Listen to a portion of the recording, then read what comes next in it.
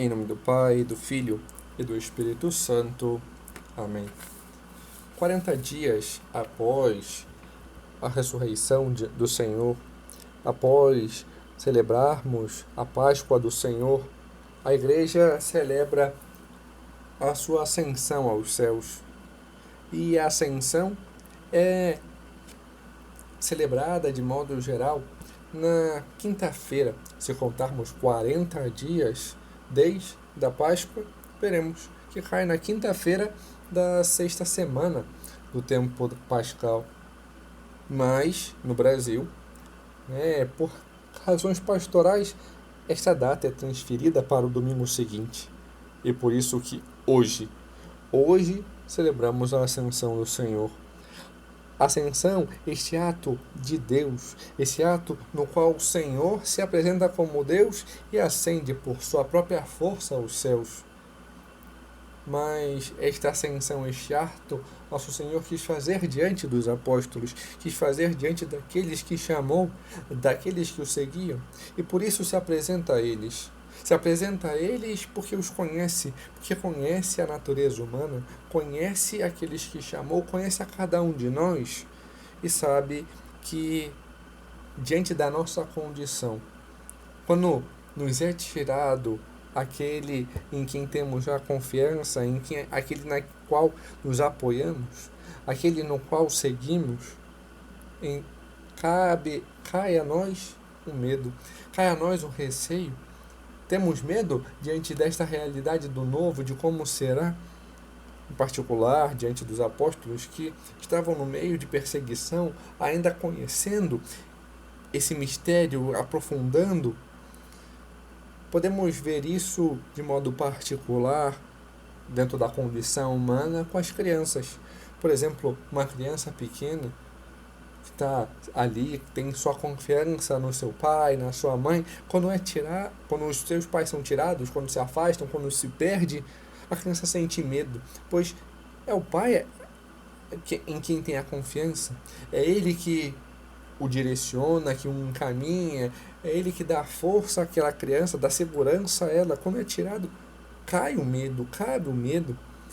Do mesmo modo, quando saímos, por exemplo, da faculdade, dos nossos estudos ali, e temos os professores para aconselhar, então estamos num ambiente onde estamos aprendendo. Quando começamos algo de novo, cabe o receio. E agora, como será?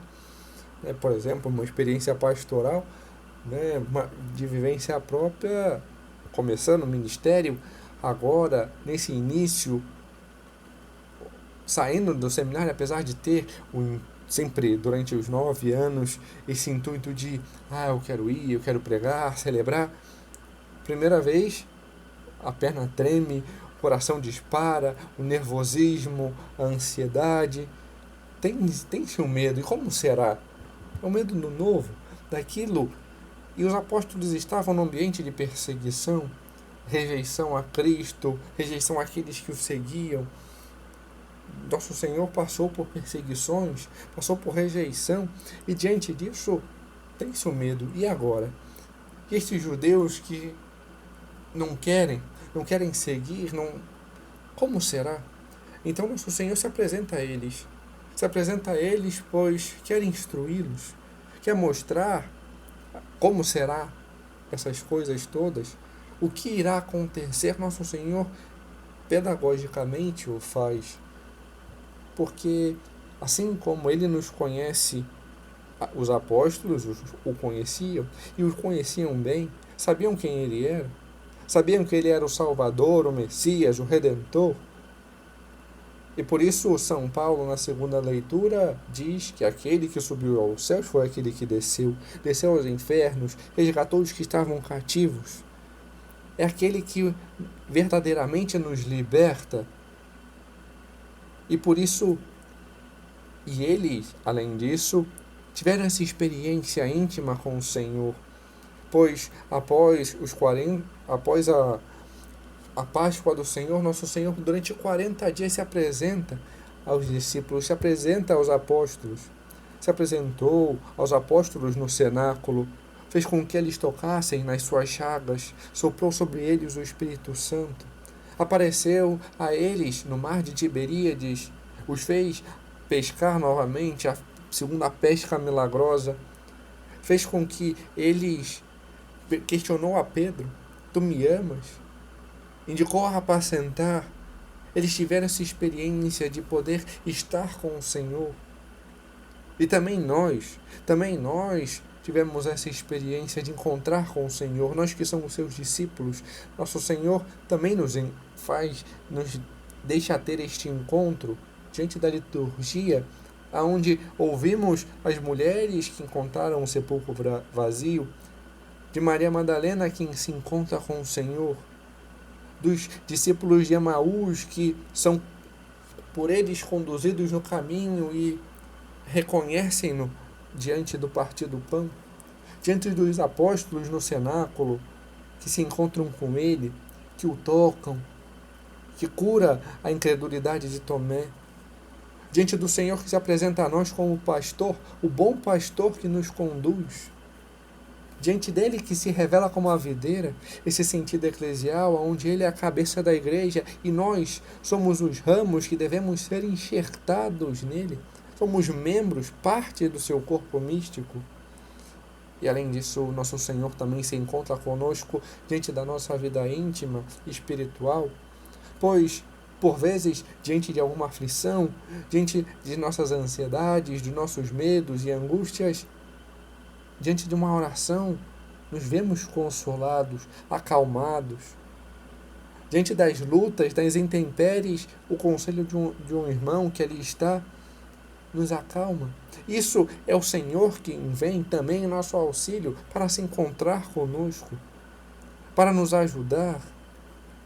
E este encontro que o Senhor faz conosco e com os apóstolos é para, em primeiro lugar, dar-lhes o mandato: ide por todo o mundo e anunciai o Evangelho a toda criatura. Isso ele indica aos apóstolos, pois era necessário que espalhassem a boa nova por todo o mundo, expandissem a igreja. E por isso eles manifestam isso, mas também o fala a nós. Nos pede a nós que possamos ir e anunciar o Evangelho. No entanto, São Francisco nos adverte e nos mostra que esse anunciar deve ser, se necessário, com palavras. O nosso anúncio se dá diante da nossa união com Ele, diante da nossa transformação, diante dos nossos atos. Por exemplo, em nosso trabalho, este anunciar, o fazer nosso trabalho o melhor possível, pois não fazemos por causa do patrão, por causa do salário, por causa daqueles que estamos atendendo ou para quem estamos fazendo algo, mas mais do que isso, estamos fazendo pelo Senhor. Queremos nos unir a Ele. O que fazemos, fazemos por Ele. É o nosso meio de santificação. Se estamos rezando, se estamos trabalhando, o que fazemos é nossa hora de união com Ele. Pois, como dizia um santo do século passado, uma hora de trabalho, uma hora de estudo é uma hora de oração. Por isso devemos fazer com empenho, com maior perfeição aquilo que nos cabe. Estar aonde devemos e fazer o que devemos, o melhor possível. Estar com Ele verdadeiramente. Além disso, em casa, dando testemunho aos nossos pais, aos nossos filhos, ao nosso esposo, à nossa esposa, estando com eles, mostrando ser a face de Cristo a cada um. E também fora, na rua, de modo que aqueles que nos encontrem possam ver em nós a face de Cristo, possam nos dizer: aquele segue ao Senhor, pois estamos inseridos em Cristo, somos membros do seu corpo e por isso devemos fazer o melhor possível. E este anúncio, nosso Senhor, ao dar este mandato, diz que terão sinais de expulsar os demônios em nome do Senhor, falar outras línguas, ou não ser envenenado caso eu toque numa serpente ou beba algum veneno. Diante dos doentes, toque, de modo que eles sejam curados pelo nosso toque. Essa manifestação dessa união com o Senhor.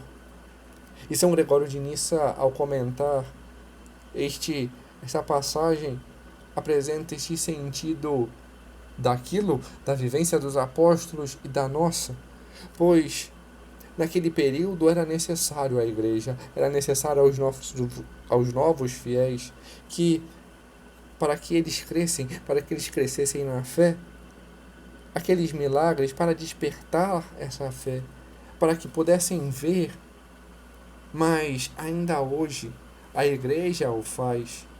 O que antes fazia corporalmente pelos apóstolos, a igreja o faz hoje espiritualmente, pois a todos os fiéis que deixam a linguagem circular, a linguagem do mundo, das ideologias, o falar a linguagem de Deus, o falar propriamente dos mistérios, é falar uma nova língua. Aqueles que exortam, aqueles que estão no erro, aqueles que exortam e apresentam a verdade diante dos erros do mundo, diante das malícias, estes tocam nessas serpentes e não são envenenados, pois estão unidos ao Senhor. E aqueles que, diante do seu exemplo, apresentam esse seguimento do Senhor de modo próximo, estes curam a doença mundana daqueles que estão afastados, daqueles que estão longe. O Senhor nos apresenta este querer e, diante disso, vemos a nossa necessidade de obedecer ao Senhor, de ir ao mundo, de estar unidos a Ele, pois Ele nos pede que possamos permanecer com Ele, Ele nos pede que possamos estar unidos a Ele, e estaremos obedecendo, seguindo o seu mandato. Mas o Senhor também nos pede que o obedeçamos permanecendo em Jerusalém. Assim o disse na primeira leitura: não vos afasteis de Jerusalém, mas esperai a realização da promessa do Pai, da qual vós ouvistes falar.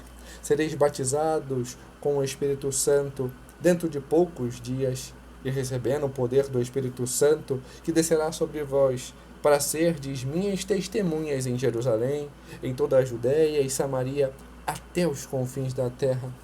O Senhor quer tirar o nosso medo e, por isso, ascende aos céus e envia o Espírito Santo, para que sejamos transformados, para que o nosso medo seja dissipado, para que estejamos unidos a Ele pelo Espírito. Ele sobe aos céus não para se afastar de nós, pois o céu é este estado, não meramente um lugar, mas um estado de união com Deus, um estado onde Deus se mostra. O Senhor ascende aos céus para estar assim mais perto de nós. Por exemplo, o sacrário, ali é o céu, pois ali está o Senhor. E ao recebermos o Senhor, Deus se faz presente em nós, dentro de nós. Ele quer estar mais perto de nós. Por isso, sobe aos céus.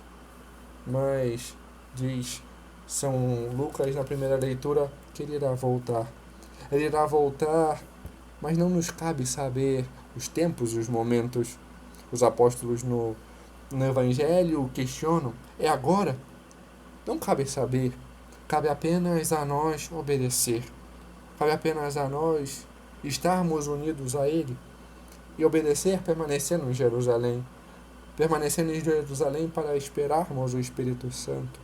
Para, com a Virgem Santíssima no cenáculo, estar rezando, unidos, a fim de que, com a cheia de graça, com ela, que aqui é Caritomene, ela cheia de graça, ela a repleta de graça, ela cheia do Espírito Santo, possamos recebê-lo e termos esta transformação, do mesmo modo que os apóstolos, que com ela possamos esperar o Espírito Santo e que, como ela, sejamos dóceis a Ele e aprendamos a fazer a vontade de Deus para nós. Que a Virgem Santíssima interceda por nós e nos faça cada dia mais unidos ao Senhor. Amém. Em nome do Pai, do Filho e do Espírito Santo. Amém.